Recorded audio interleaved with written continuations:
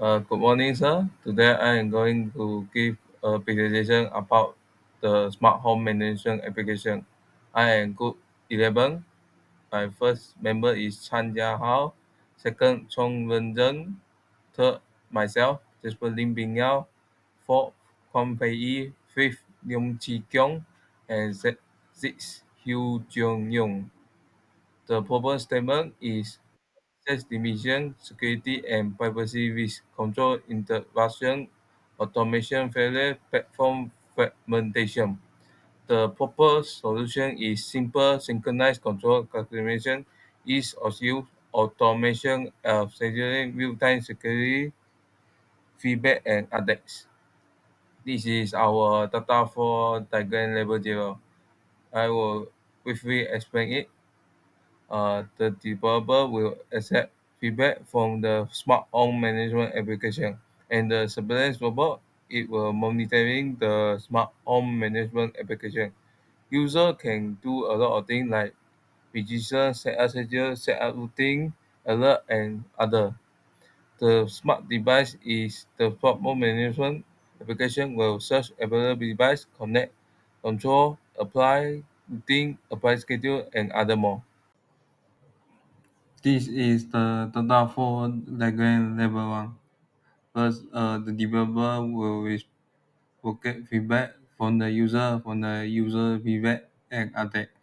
And user can check for update and feedback, manage reminder, and register login and edit statement information.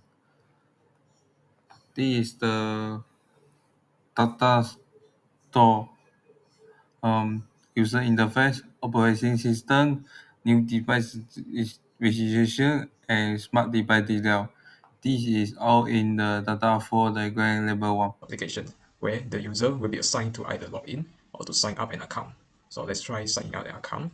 So in this sign up page, user will have to enter his or her user ID and with a password and to re-enter a password. After clicking signing up, we will go into the main interface of the smart home application.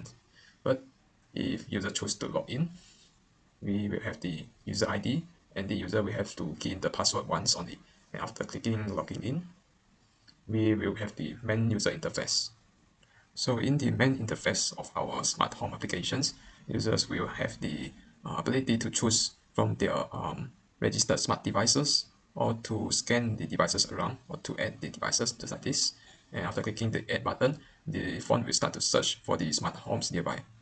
As you can see, if we couldn't find a device, we can use the scan QR buttons to scan the QR code of the smart home devices that we can then connect directly by using the QR code.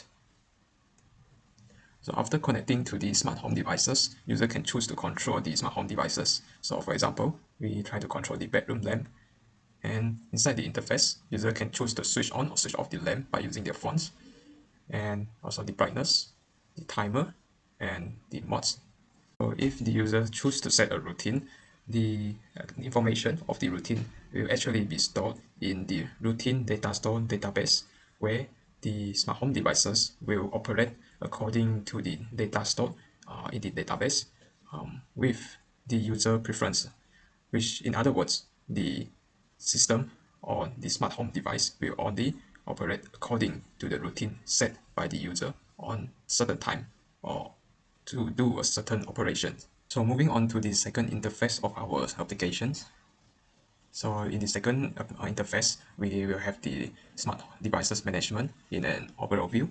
So in this page, we will be able to check out the routines that already been set earlier, where we can check whether the devices is in functioning or in rest or just the status of it. For example, like the home cleaner, the robot cleaner, whether the status of the robot is to be cleaned or it is still usable for a few users. Yeah. So moving on to the third interface, we will have the notifications page. So in this page, the users will have the ability to receive the latest information either from the developer or from the systems. For example, in the news section, the users will be informed by the developer on their latest release of the smart home devices. And on the system side, if the system detects an unusual login or suspicious login into their smart home application, the user will be alert in this section as well. And as for the energy consumption report, it will be generated by the system, where it will be generated according to the data stored in the database of the energy monitoring of the smart home devices used by the users. And as for the maintenance reminders, it will announce or alert the users about the latest updates on the firmware of the smart home devices of the users. So for the last page, it is the account page. So in this page, the user can manage his or her account here and provide a feedback to the developer.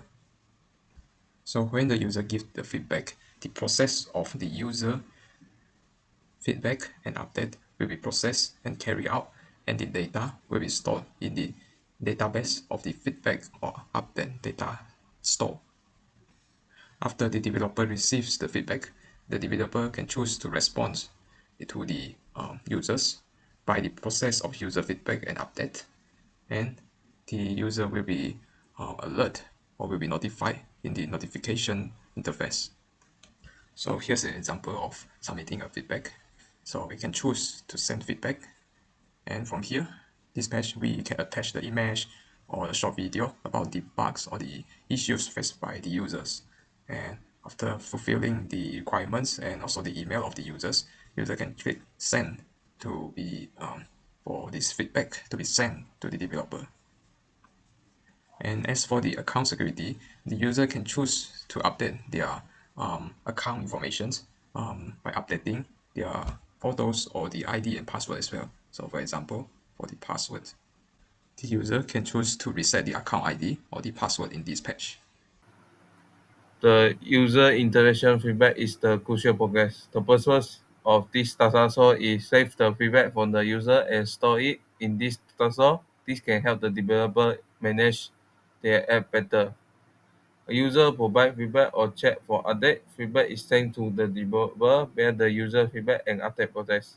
Update or response are delivered from the developer back to the user. Important of this process is continuous improvement. Feedback allows developer to refine and optimize the system. User-centered design incorporating user feedback improves usability and user satisfaction. Error tracking. It helps in identifying bugs or issues that user encounter, leading to a more reliable system. User acceptance. Providing a feedback loop make user feel value, fostering trust and loyalty. And that is all for me. Thank you.